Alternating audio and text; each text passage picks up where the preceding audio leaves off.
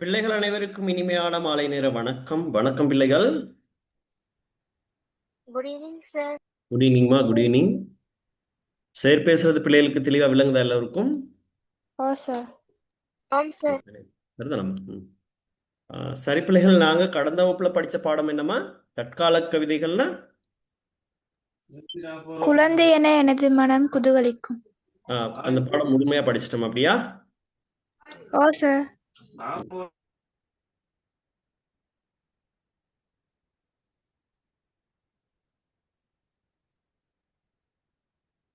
சரி பிள்ளைகளுக்கு ஹோம்வொர்க்கா சில வினாக்கள் தந்தேன், அது ஞாபகம் இருக்கா?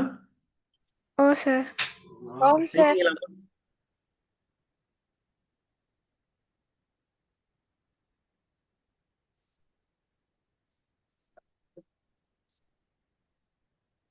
சீறி ஓடாத வருங்கால மனித நதி என்னும் கவிதையின் ஆசிரியர் யார்? இந்த வினாக்களா தந்திருந்தேன். ஓ சார். சொல்லுங்கம்மா, யார்? கவிஞர் சோலைக்கிளி. இவரின் இயற்பெயர் யாது? ULM அதீக்.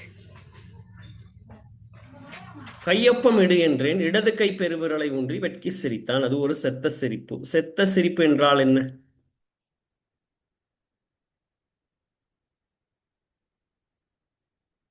அவன் எவ்வாறு ஒப்பமிட்டான்? இதெல்லாம் நாங்க பார்க்கல அப்படியா? ஓ சார், அது தெரியல. தெரியல. ஓகேம்மா, சரி. இப்ப நாங்க அந்த பாடம் அதனுடைய வரத்தக்க வினாக்கள் எல்லாமே இப்ப பார்க்க போறோம்.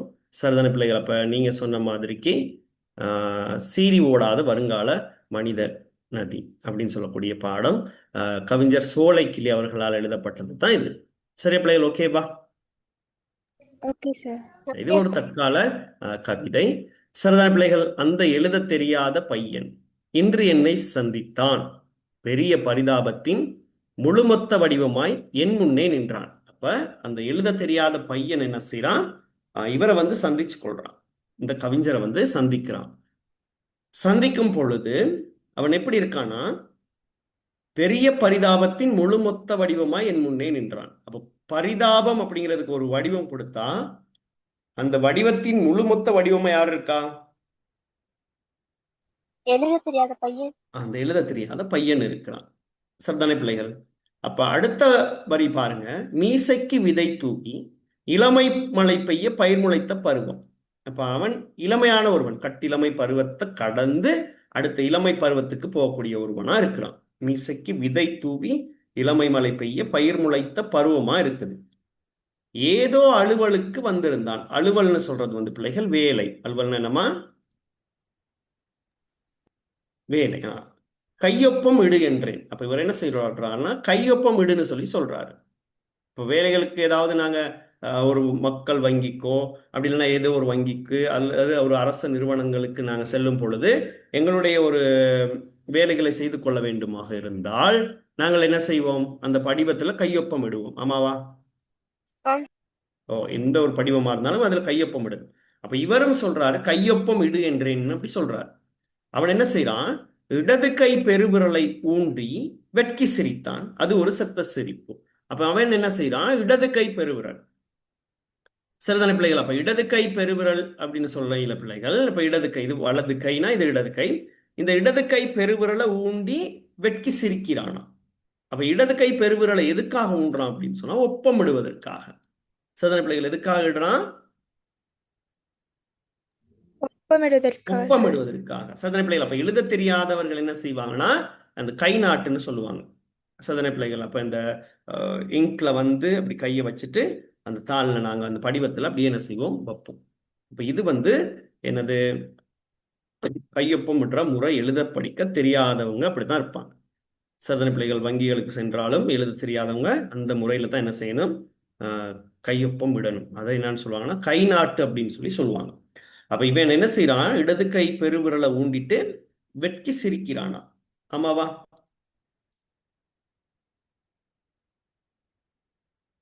அது ஒரு செத்த சிரிப்பு. செத்த சிரிப்புன்னு சொல்றது பிள்ளைகள் உணர்ச்சி அற்ற சிரிப்பு.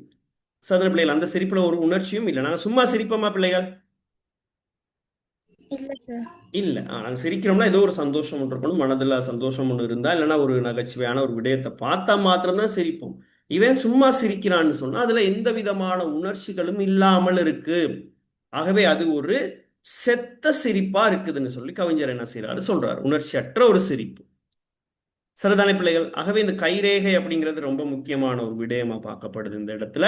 சரிதானே பிள்ளைகள்? எழுத படிக்க தெரியாதவங்க என்ன செய்வாங்கன்னா கைரேகைன்றது அது வந்து இடது கை பெருவிரலை ஊன்றி என்ன செய்யணும்? கை ரேகை இடணும். சரிதானே பிள்ளைகள்? இந்த கைரேகைன்னு சொல்றது வந்து பிள்ளைகள் ஆளுக்கால் மாறுபட்டது. சரிதானே பிள்ளைகள்? என்னுடைய கைரேகை இந்த உலகத்துல வேற யாருக்குமே இருக்க போறது கிடையாது. சரியா பிள்ளைகள்? இருக்கும் நினைக்கிறீங்களா? இல்ல சார். இல்ல. இல்லை அப்ப சார். இந்த கைரேகை வந்து ஒவ்வொருவருக்கும் தனித்தனியானது. உலகத்துல இருக்க எத்தனையோ கோடி மக்கள் இருக்கிற இந்த உலகத்துல எல்லோருடைய கைரேகையிலும் ஏதோ ஒரு வித்தியாசம் கட்டாயம் காணப்படும். அதனால தான் இந்த குற்றப்புலனாய்வுல பிரிவுல இருக்கவங்க இவங்கெல்லாம் வந்து இந்த கைரேகையை பார்ப்பாங்க. பார்த்திருக்கீங்களா? இது யாருடைய ஆம். கைரேகையோட ஒத்து போகுது அப்படின்னு சொல்லிலாம் அந்த கைரேகை பார்ப்பாங்க. இப்போ கைரேகைங்கிறது அத்தகைய ஒரு சிறப்பு மிக்க ஒன்று. சரிதானே பிள்ளைகள்? ஒருவருக்கு ஒருவர் எப்படி இருக்கும்னு சொன்னா அது மாறுபட்டது தான். இப்போ போன்ல நாங்க என்ன செய்யறோம்? ஃபிங்கர் பிரிண்ட் வைக்கிறோம் சார். ஆமா. இப்ப உங்களுடைய பிங்கர் பிரிண்ட்டுக்கு பதிலா வேற யார்கிட்ட வச்சா என்ன நடக்குது? ஃபோன்ல அன்லாக் லொக் ஆகிடுது. அது ஒண்ணுமே செய்ய முடியாது. ஏன்னா அது உங்களுக்கு மட்டுங்கிறது அது அதுக்கு தெரிஞ்சிருக்குது. வேற யாரும் வைக்க முடியாது. அப்ப அந்த அளவு சிறப்பு மிக்கது தான் என்னதுன்னா கைரேகை. சரிதானே பிள்ளைகள்? இந்த கைரேகை வந்து இப்ப என்னுடைய கைரேகை இதே மாதிரி இன்னொரு கைரேகை உருவாகணுமா இருந்தா கிட்டத்தட்ட 3000 வருடத்துக்கு பிறகுதான் அப்படி ஒண்ணு உருவாகுமா அப்படின்னு சொல்றாங்க. எத்தனை வருடத்துக்கு பிறகு?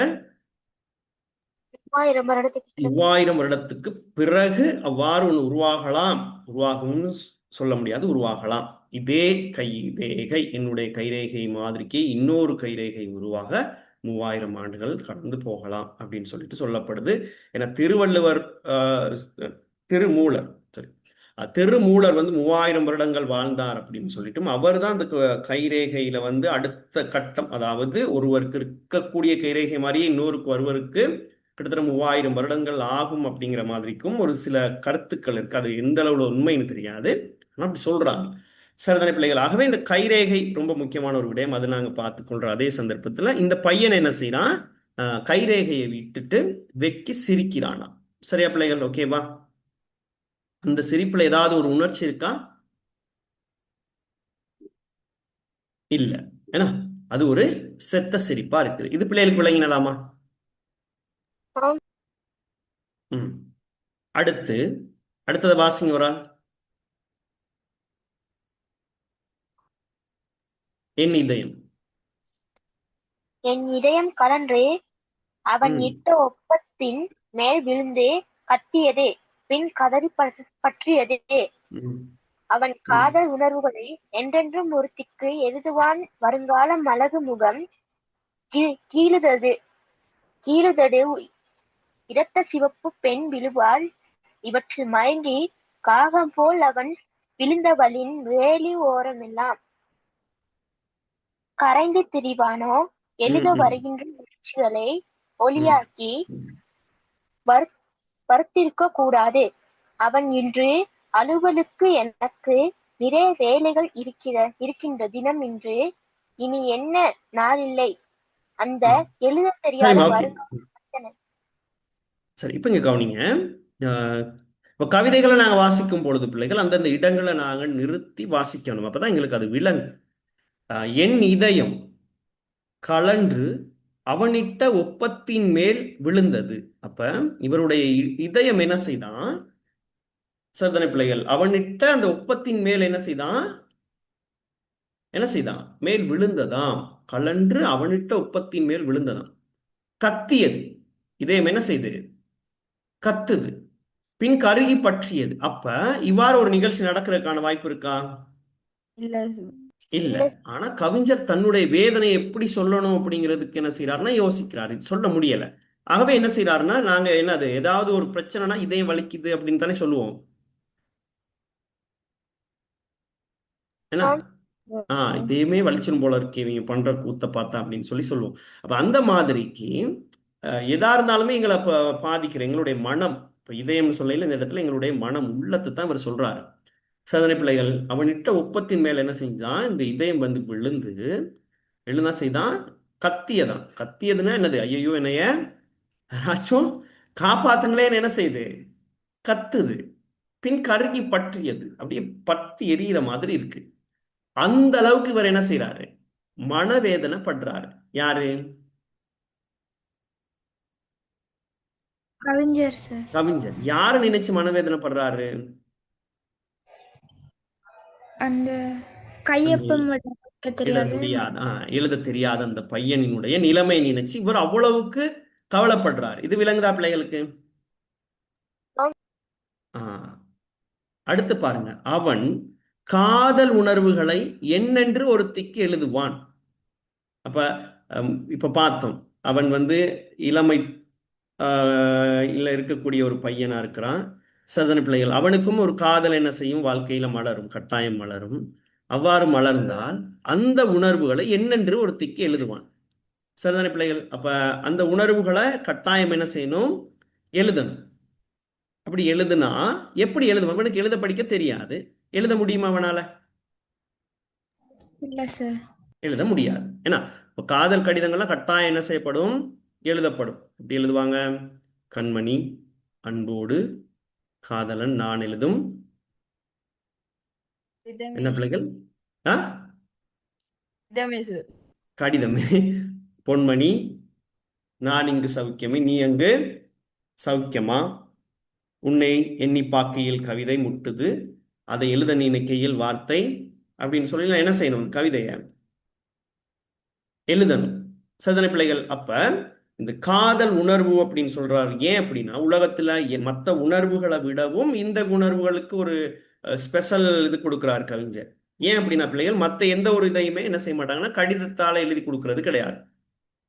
சதனை ஒரு பையன் ஒரு பிள்ளைய பார்த்து நேரம் அப்படி பார்த்துட்டு சதனை இப்ப நம்ம அதை சொன்ன அதே வார்த்தைகளை கண்மணி, அன்போட, காதலன் அப்படின்னு சொன்னா அந்த பிள்ளை என்ன செய்யும்? சிரிச்சிருமா இல்லையா? சிரிக்குமா சிரிக்காதா? பிள்ளைகள் சிரிக்குங்களா சிரிக்காதா? நீங்களே சொல்லுங்க. சரி. விலங்கல்லம்மா சிரிச்சிருவோம். சிரிச்சிருவீங்களா பிள்ளைகள்? ஆம் சார். ஆ, இந்த விடயத்தை அப்படியே நாங்க ஒரு கடிதத்துல எழுதுனா சிரிப்பு வருமா? வராது சார். அது சிரிப்பு வராது. அந்த இடத்துல அது கவிதையா பார்க்கப்படும். ஆமாவா? அப்ப அந்த நேரில சொல்ற விடயத்தை விடவும் கடிதத்துல எழுதுறதுக்கு உணர்வுகள் அதிகமா இருக்கா இல்லையா? ஆமாவா? விளங்குதா அது உங்களுக்கு? சார்.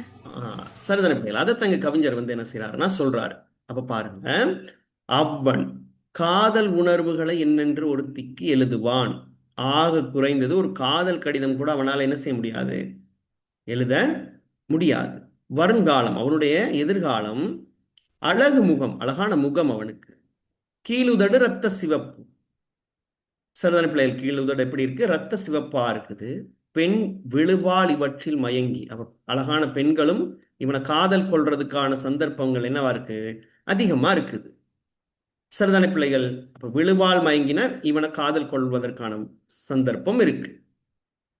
ஆக காகம் போல் அவன் விழுந்தவளின் வேலி ஓரம் எல்லாம், ஆகவே இவனை காதலிக்கக்கூடிய அந்த காதல் பெண்ணின் வேலி ஓரம் எல்லாம் கரைந்து திரிவானோ. சரிதானே பிள்ளைகள்? எது போல் கரைந்து திரிவானோ? காகம் போல எழுத வருகின்ற உணர்ச்சிகளை ஒளியாக்கி. சரியா பிள்ளைகள்? ஏன்? இவனுக்கு எழுத படிக்க தெரியல, ஆகவே இவனால காதல் உணர்வுகளை ஒரு கடிதத்தில் எழுத முடியாது.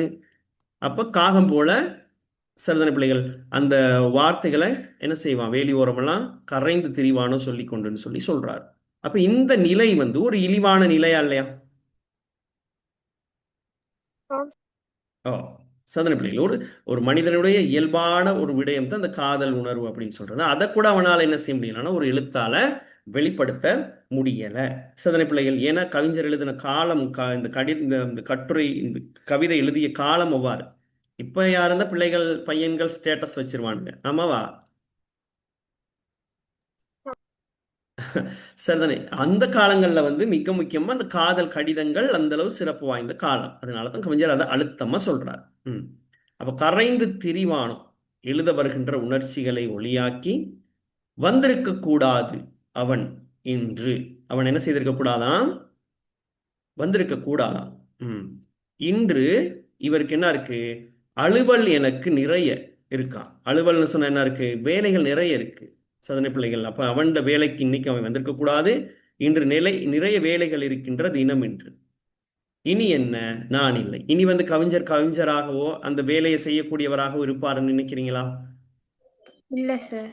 இல்ல. என்ன பிரச்சனை இருக்கு? இல்ல சார். அந்த பையனை பத்தியே நினைச்சு கொண்டு இருப்பார். சரிதானே பிள்ளைகள்? அந்த எழுத தெரியாத வருங்கால மனித நதி, மனித நதின்னு சொல்றது வந்து உருவக அணிமா, மனிதனாகிய நதி. மனிதன் நதிக்கு உருவகிக்கப்படுறான்.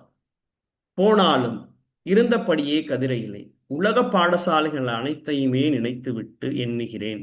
உலகத்துல எத்தனையோ பாடசாலைகள் இருக்குது. இலங்கையிலே 10,000க்கும் மேற்பட்ட பாடசாலைகள் இருக்குது. சரிதானே பிள்ளைகள்? இந்த ஒரு பாடசாலையில சரி அவனுக்கு அவனுடைய பெயர் எழுதுவதற்கு சரி என்ன செய்யல, பயிற்றுவிக்கலையே அப்படின்னு சொல்லி என்ன செய்யறாரு? கவலைப்படுறாரு. ஆமாவா?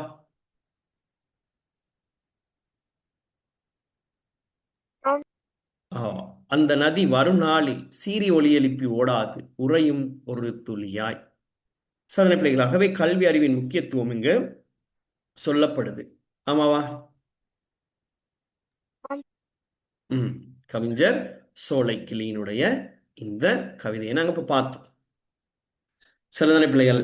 அப்ப இதை நாங்க ஒரு கதையா பார்த்தோம் அப்படின்னு சொன்னா, ஒரு கவிஞர் இருக்கிறாரு, அந்த கவிஞரை தேடி ஒரு பையன் வாரான்.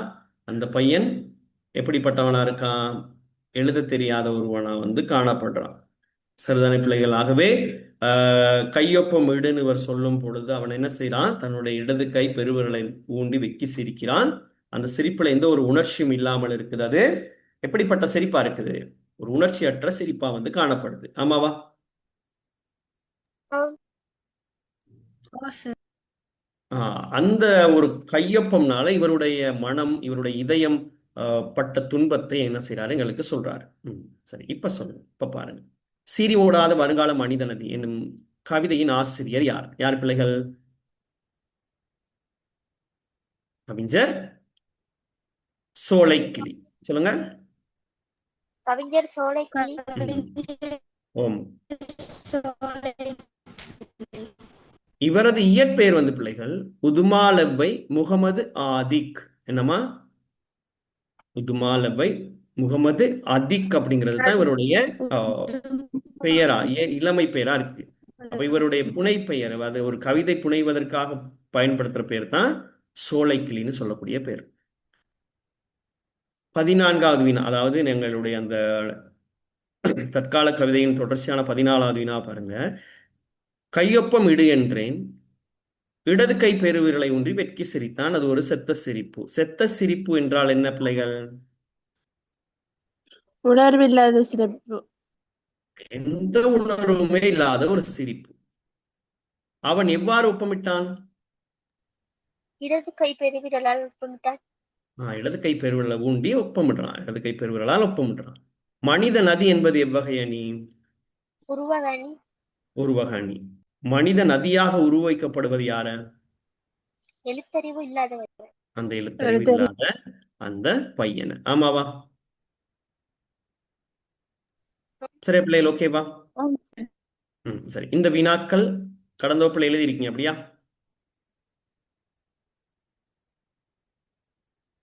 எழுதியிருக்கமா பிள்ளைகள், இல்லையா? விடைகள் எழுதிட்டோமா?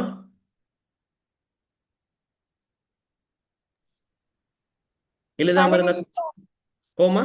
16க்கும் விடை எழுதல சார். சரிம்மா, எழுதி கொள்ளுங்க.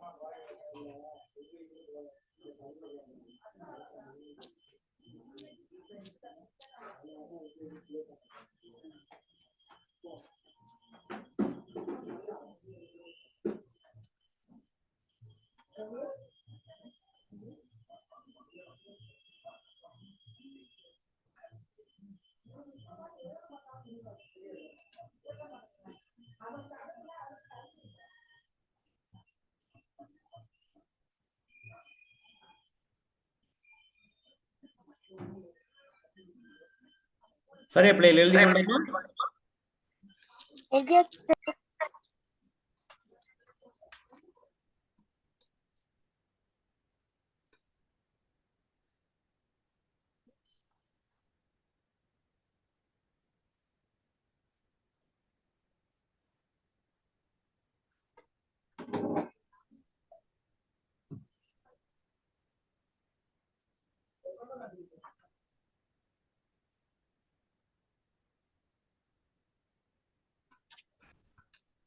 இப்ப வினாக்கள் இருந்தா பாத்தீங்க. விலங்குது சார். ஓ, இந்த வினாக்கள் எழுதி முடிச்சீங்க.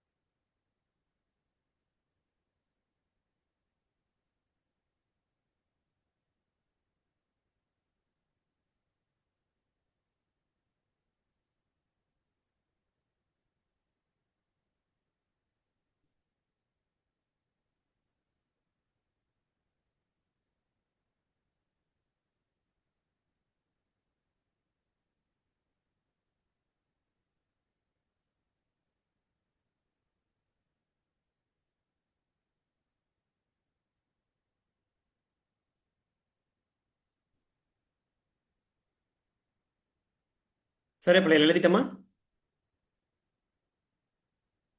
Sir, last one.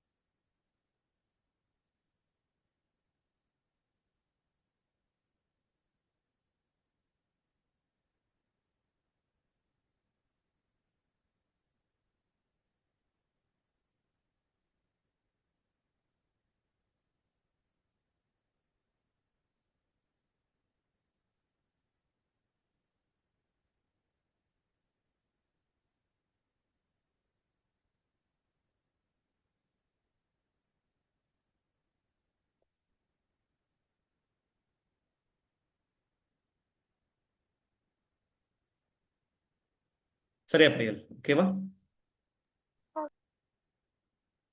சரியாம்மா, எழுதிட்டோமா? ஆம் சார். சார் சரி. சிரோமி சொல்லுங்க பாப்போம் சரியான விடைகளை.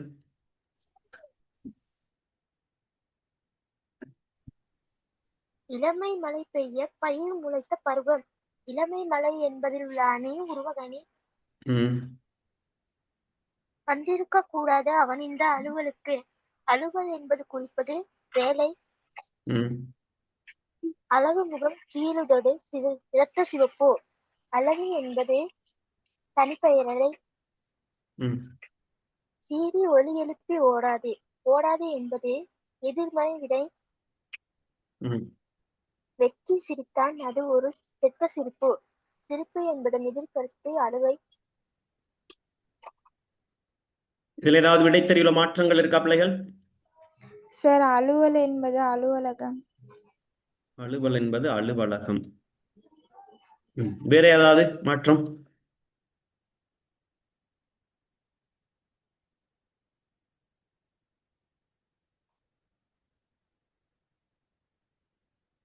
பிள்ளைகள் எல்லாம் சரியா? இதே போல நீங்களும் சரி செய்றீங்க. தம்பி உங்க ஓகேவா?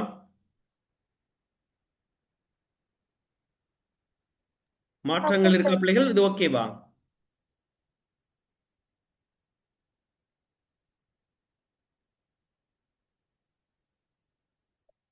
சரியா பிள்ளைகள்? இப்ப நாங்க திருத்துவோம். ஓகேவா? சரி. இப்ப கவனிங்க. இளமை மழை பெய்ய பயிர் முளைத்த பருவம். இளமை மழை என்பது வந்து உருவக அணி. இளமையாகிய மழை. அப்ப மழை இளமை மழைக்கு உருவகிக்கப்பட்டிருக்கு. ஆமாவா பிள்ளைகள்? அது சரியா? ஆம் சார். சாதனை பிள்ளை வந்திருக்க கூடாது அவன் என்று அலுவலுக்கு. அலுவல் அப்படின்னு சொன்னா வேலைத்தான். முதலே சேர் சொன்னதானே அலுவலுக்கு ஏதாவது ஒரு வேலைக்கு அப்படின்னு. அலுவல்னு சொன்னா வேலையை குறிக்கும். அலுவலகம் அப்படின்னு சொன்னா சாதனை பிள்ளைகள் ஏதாவது ஒரு காரியாலயத்தை அல்லது பணிமனையை அலுவலகம் அப்படின்னு சொல்லி சொல்லுவாங்க. அடுத்து அழகு முகம் கீழுதொடு ரத்த சிவப்பு. அழகு என்பது தனி பெயரடை. அது சரிதானே பிள்ளைகள்? ஓகேவா? சரி சார். அழகான முகம். அழகான என்பது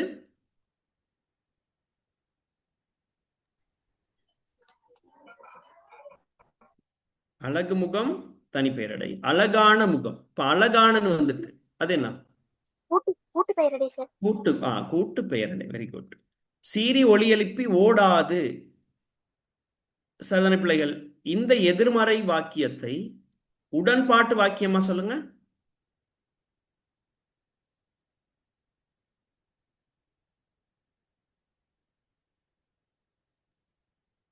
சீறி ஒலி எழுப்பி ஓடாது எதிர்மறை வாக்கியத்தை உடன்பாட்டு வாக்கியமா சொல்லுங்க.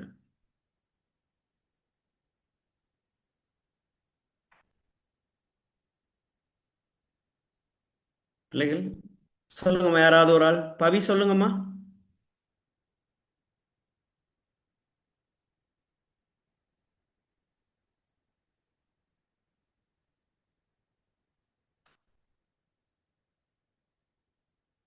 சிரோமிய சொல்லுங்க பாப்போம்.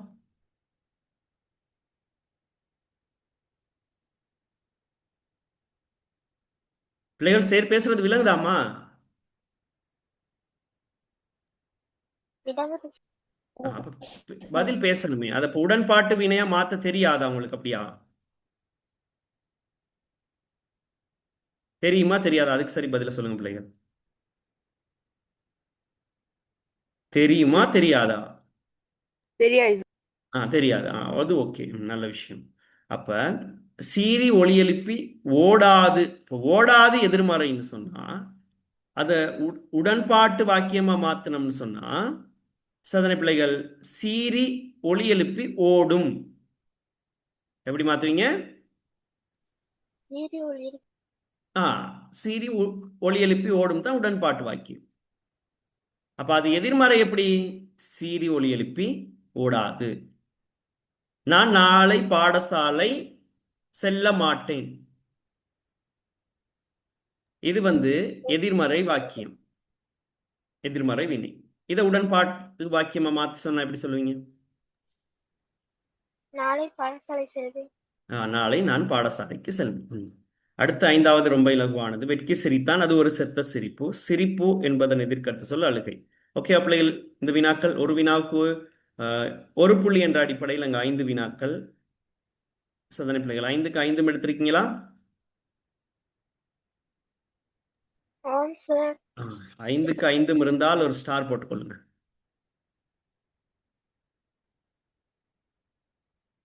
சரி, இங்க கவனிங்க பிள்ளைகள்.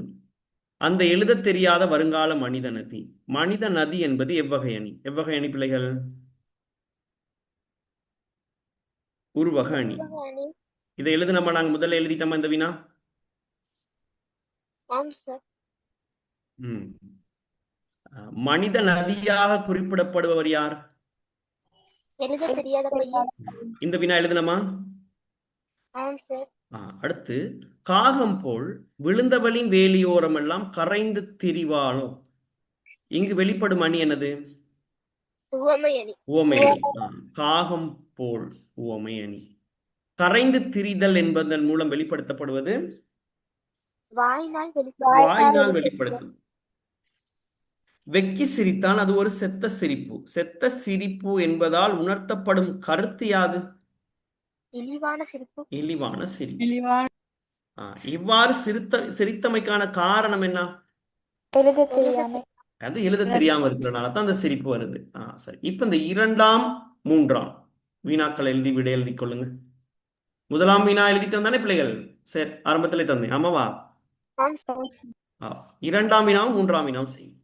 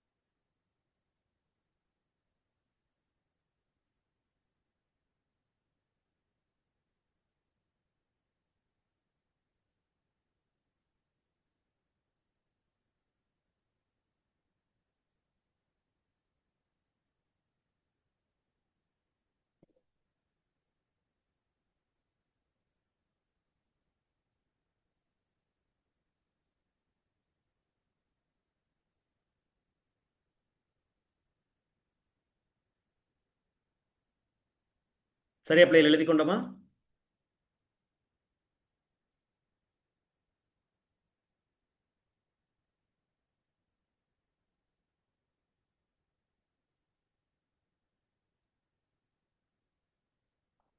இரண்டாம் 3ஆம் வினா எழுதிட்டீங்களா பிள்ளைகள்? ஓகேவா? பயிற்சி கோப்பிக்கு எழுதுறீங்களா? Last sir. ஓகே.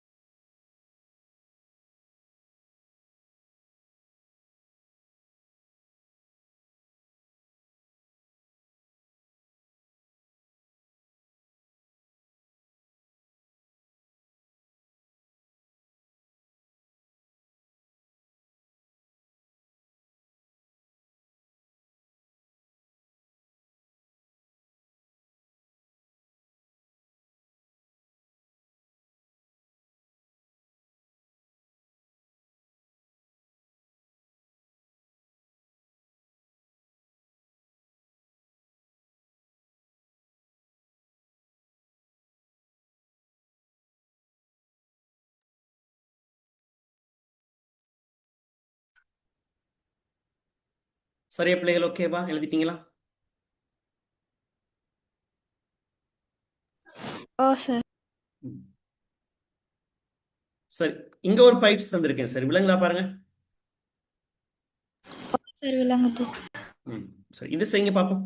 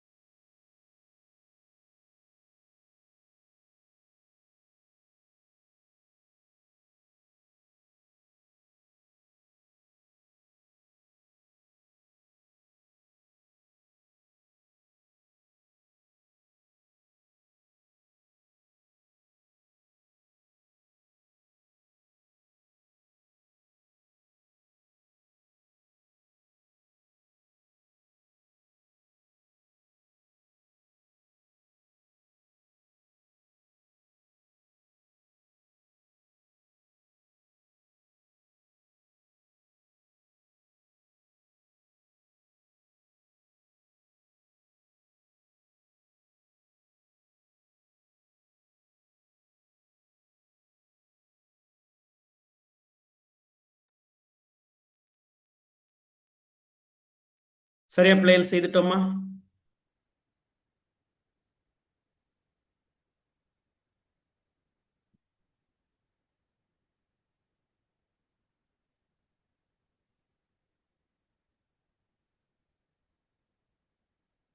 பவி செய்துட்டீங்களாமா?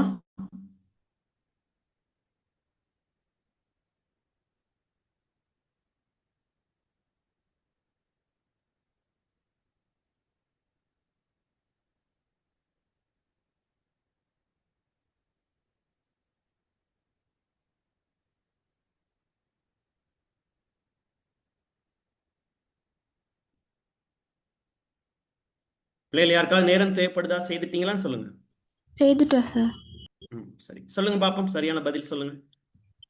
என் இதயம் கலன்று அவன் ம், இட்ட உப்பத்தின் மேல் விழுந்து கத்தியது. ம். தனது நிலையை நினைத்து வெறுப்பு விளங்கலாமா? தனது நிலையை நினைத்து வெறுப்பு ம், பெரிய பரிதாபத்தின் முழு மொத்த வடிவமாய் என் முன்னே நின்றான்.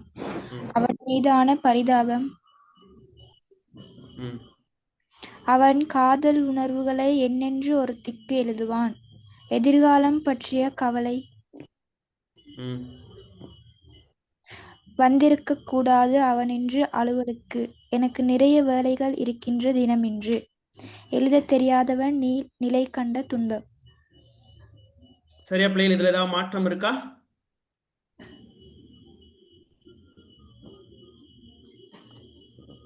எல்லோரும் இதே போல செய்திருக்கீங்களா, இல்ல அப்படி மாற்றம் இருந்தா சொல்லணும்.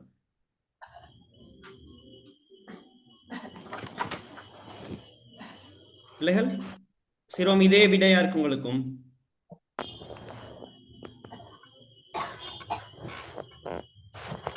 பிள்ளைகள் பேசணுமா? இது சரியா? ஓகேவா? Okay, sir. எல்லோரும் இதே போல் தான் தெரிவு செய்திருக்கீங்க. கவனிங்க, இங்க என்ன தவறு இருக்குன்னு பார்ப்போம். என் இதயம் கலன்று அவனிட்ட ஒப்பத்தின் மேல் விழுந்தது. சரிதானே? அப்ப எழுத தெரியாதவன் நிலை கண்ட துன்பத்தை தானே அது வெளிப்படுத்துது. ஆமாவா? ஆமாவா இல்லையா? ஓ சார். தனது நிலையை நினைத்து வெறுக்கிறாரா, அல்லது எழுத தெரியாதவன் நிலையை கண்டு துன்பம் அடைகிறாரா? எழுத தெரியாதவன் எழுத தெரியாதவன் நிலையை கண்டவனை தான் அந்த அளவு துன்பம். அதான் நான் சொன்னேன் பாருங்க, என் இதயம் கலண்டு அவனிட்ட உப்பத்தின் மேல் விழுந்து கத்தியதுன்னு சொல்றாரு. ஏன்னா அவன் அந்த அவனுடைய நிலையை கண்டு இவர் வருத்தப்படுறாரு. ஆமாவா? ஓ சார். அப்ப அது வந்திருக்கணும், எங்க வந்திருக்கணும்? முதலாவதுக்கு தெரிவு செய்திருக்கணும். பெரிய பரிதாபத்தின் முழுமொத்த வடிவமாய் என் முன்னே நின்றான். அப்ப அது என்னது? அவன் மீதான பரிதாபம். ஆமாவா? அது சரியா தெரிவு செய்திருக்கீங்க. அவன் காதல் உணர்வுகளை என்னென்று ஒருத்திக்கு எழுதுவான். அது எதிர்காலம் பற்றிய கவலை. அது சரிதானே? வந்திருக்க கூடாது சதனை பிள்ளைகள் அவன் இன்று அலுவலுக்கு, எனக்கு நிறைய வேலைகள் இருக்கின்ற தினம் இன்று. அப்ப இவரையே நினைச்சு என்ன செய்யறாரு? வெறுத்துக்கிறாரு. ஆமாவா? தனது நிலையை நினைத்து வெறுக்கிறாரு. ஆமாவா? விளங்குதா உங்களுக்கு? அது வந்துட்டு போயிட்டான், இனிமே எனக்கு வேலையும் செய்ய முடியாது அப்படின்னு நினைச்சு ஒரு வெறுப்பு உணர்ச்சி அவருக்கு இருக்கு. ஆமாவா இல்லையா? சரியா பிள்ளைகள்? அது ஒத்துக்கொள்றீங்களா இல்லையா? பாருங்க, வந்திருக்க கூடாது அவன் என்று அலுவலுக்கு, எனக்கு நிறைய வேலைகள் இருக்கின்ற தினம் என்று. அப்ப தனது அந்த ஒரு அவருடைய கவிஞருடைய நிலையை கண்டே என்ன செய்த அவருக்கு வெறுப்பு ஏற்படுது. சரியாமா சரண்யா? ஓகேவா? சரண்யா வகுப்புல இருக்கீங்களா?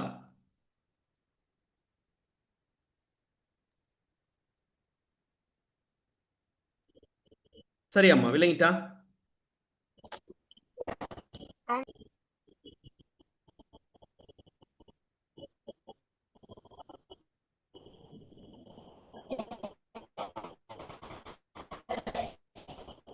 அடுத்த பயிற்சி பாருங்க. பெரித பரிதாபத்தின் முழுமொத்த வடிவமாய் என் முன்னே நின்றான். இது என்ன பிள்ளைகள்? இது எதோட சம்பந்தப்படுது?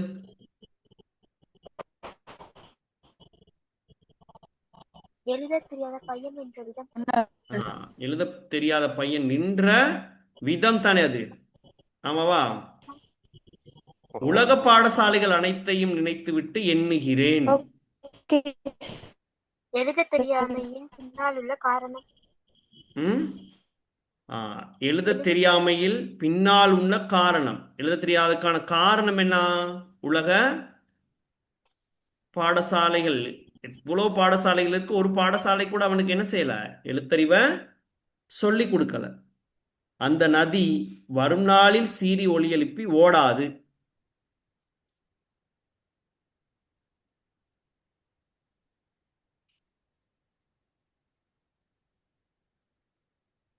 எது சரி பிள்ளைகள்?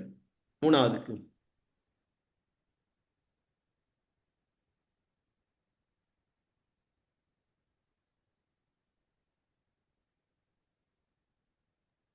எழுதத் தெரியாத பையன் தொடர்பான தொடரும் கவலை. அழகு முகம் கீழுதடு இரத்த சிவப்பு. எழுதத் தெரியாதவனின் தோற்றம். எழுத தெரியாதவனே அவனுடைய தோற்றம். எழுதத் தெரியாத மனிதன் அது போனாலும் நான் இருந்தபடியே கதிரையிலே. எழுதத் தெரியாத பையன் தொடர்பான தொடரும் கவலை. உன் தொடரும் கவலை. அவன் போயிட்டாலும் இவருக்கு அடுத்த நிலைமைய நினைச்சு கவலையாவே இருக்காரு. ஆமாவா இல்லையா? தொடரும் கவலை. அவன் போயிட்டான், ஆனா அவனை நினைச்சு கொண்டு தான் இருக்காரு. அடுத்த வேலையா இவரால என்ன செய்ய முடியல, செய்ய முடியல. ஆமாவா பிள்ளைகள்? ஆம் விளங்குதா அது உங்களுக்கு? இந்த வினாக்கள் செய்து பார்த்தோமாமா நாங்க கடந்த வகுப்புகள்ல? ஆம் சார் செஞ்சோம். இது செய்துட்டோம். இதுவும் செய்தமா?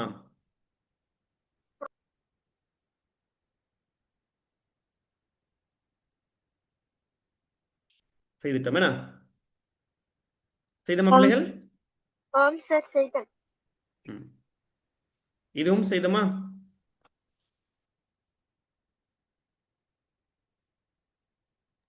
ஆம் சார் பெயரெச்சம் செஞ்சோம். வினையெச்சம் இதெல்லாம் தந்தேன் நீங்க பிள்ளைகளுக்கு. ஓ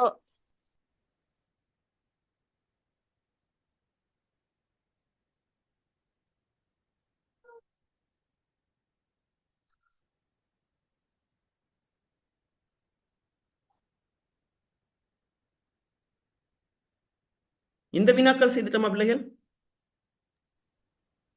இல்ல சார். செய்யலையா நாங்க இன்னும்? இந்த வினா பகுதி மட்டும்தான் செய்ய இருக்குன்னு நினைக்கிறேன். மற்றதெல்லாம் செய்துட்டோம் அப்படித்தானே? இதெல்லாம் செய்துட்டோம் தானே? ஓ ஆம் சார். சார். இதெல்லாம் முடிஞ்சு. ஓகே. செய்யாம இருக்க பகுதி இந்த வினா பகுதி மட்டும். சரி, இப்ப இதையும் செய்து கொள்வோமா? சரி. சரி சார். சரி பிள்ளைகள், செய்து கொள்ளுங்க. Boyfriend. ஓமா, வினா எழுதி விடை எழுதுங்க. ஆ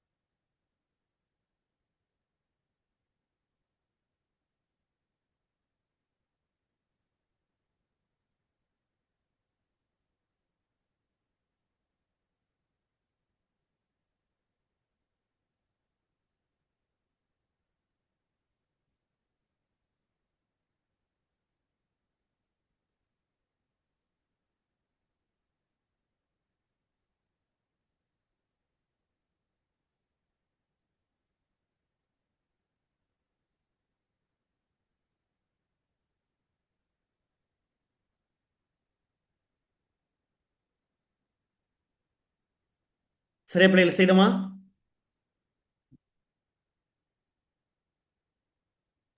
இல்ல சார்.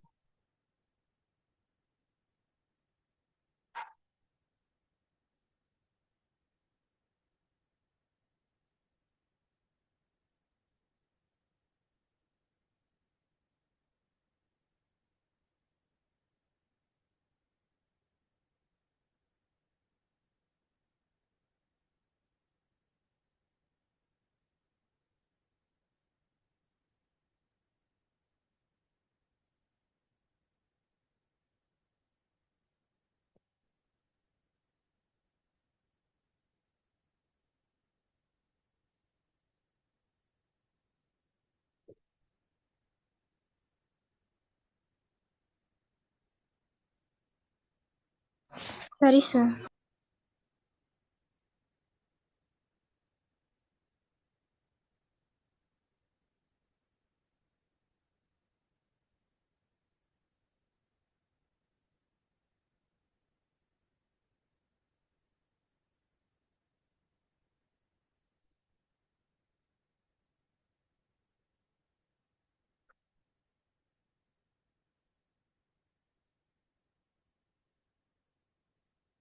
சரி, இப்ப சொல்லுங்க பிள்ளைகள். தென்றலிலே அசைந்தாடும் சென்னல் வயற்கதிர்கள் தேனருவி என வழியும் ஏருளவன் வியர்வை. எக்காட்சி எந்த நிலத்துக்குரிய காட்சி இங்க சொல்லப்படுது? மருத நிலம். மருத நிலத்துக்குரிய காட்சி. இங்கு உயர்த்தி காட்டப்படுபவன் யார்? உழவன். ஏருழவன். ஏருளவன். Very good. தனித்து நின்று சத்தியத்தால் தலை நிமிரும் மனிதன் தற்பெருமை கொள்ளாது தலைத்தாலும் அறிஞன்.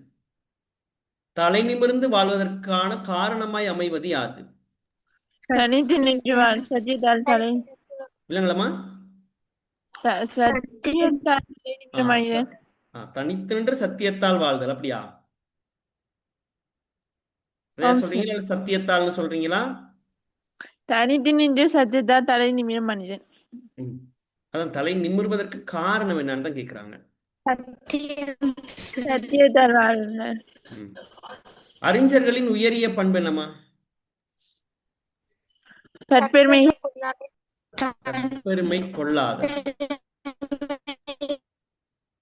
ம். தற்பெருமை கொள்ளாது தலை தாழ்தல்னு சொன்னா அவர்களுடைய பணிவு. என்னமா? பணிவு. பணிவு. பணிவு. சதன பிள்ளைகள் இப்ப மருத நில காட்சி சரியா சொன்னீங்க. உழவர் அல்லது விவசாயிகள். சரிதான பிள்ளைகள். அப்ப தலை நிமிர்ந்து வாழ்வதற்கு காரணமாய் அமைவது சத்தியம். சத்திய வாழ்க்கையில அவங்க வாழ்றான். அறிஞர்களின் உயரிய பண்புகள்ல ஒன்று பணிவு. பாருங்க, தற்பெருமை கொள்ளாது தலைத்தாளும் அறிஞன்.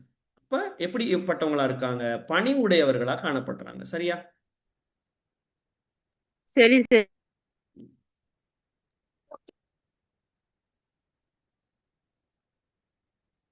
அடுத்து 3 தொடக்கம் 5 வரையான வினாக்கள். இதையும் செய்யுங்க பார்ப்போம்.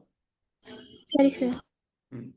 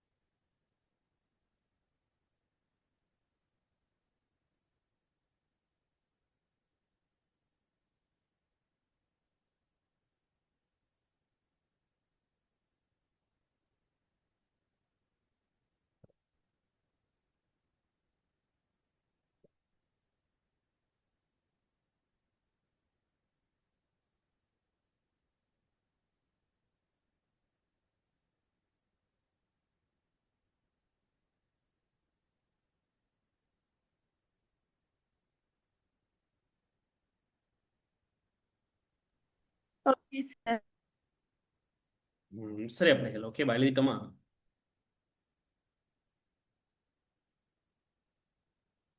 இனித்தாலும் கசத்தாலும் இன்முகத்தை காட்டும் இல்லாளின் இயற்கையியலில் என் மனதை வெல்லும். இல்லாள் என்று குறிப்பிடப்படுபவர் யார்?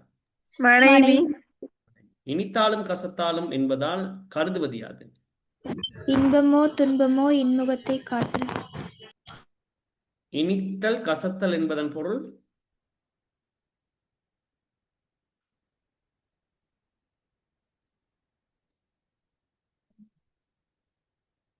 நீங்க சொன்னதே தான் பதில். இனித்தல்னா இனித்தாலும் இன்பம்.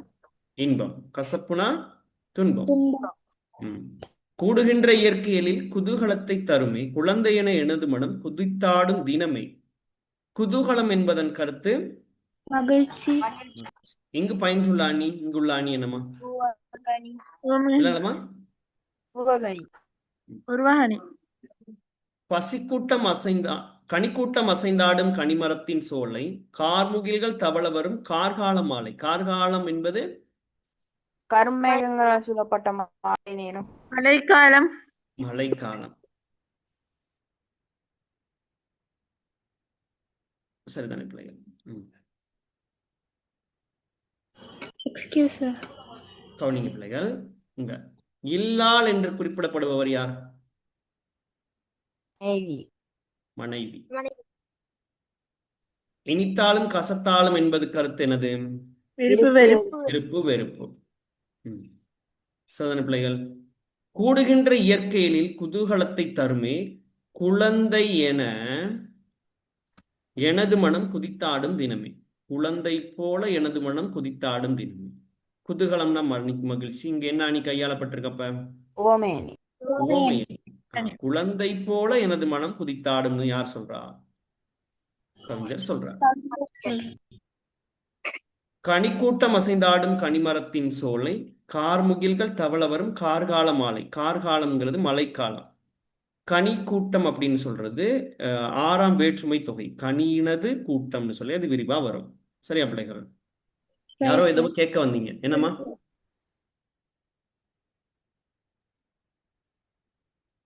பிள்ளைகள் யாரோ ஏதோ பேசணும், சேட்ட பேச நினைச்சீங்களா?